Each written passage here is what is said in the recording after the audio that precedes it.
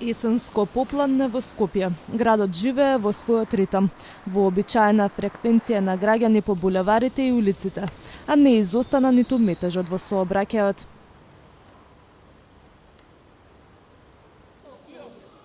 Таква беше сликата на градскиот плоштад, раздвижено, секој во своја насока и со своји грижи.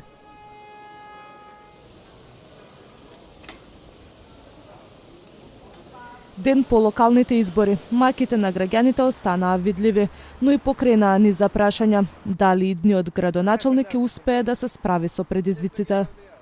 Моментално нема ништо добро што се случува во нашиот главен град. Полне со смет, со смрдеа, вака мислам дека не било никогаш. Дали ќе се подобри, нешто останува да видиме со следниот градоначалник кој ќе дојде и на град Скопје и во останатите општини, и во Македонија и во Скопје. Не, нема да биде ништо подобро. Не верувам, затоа што многу работа треба. Не е преку ноќ направено ништо, значи не е преку ноќ направено ова и ѓубре и проблем со јавниот превоз, ниту пак ќе се среди преку ноќ. Не очекувам ништо значително, не. Па би требало да има подобрување, затоа и гласавме.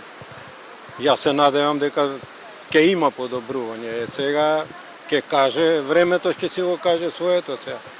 Надежта за подобро утре се уште постои, но со неја доаѓаат очекувањата, а уште повеќе и потребата за одговорност и транспарентност. Промената започнува по изборите, но и ветувањата треба да добијат рок на важност. Граѓаните ќе бираат градоначалник на град Скопје во вториот круг.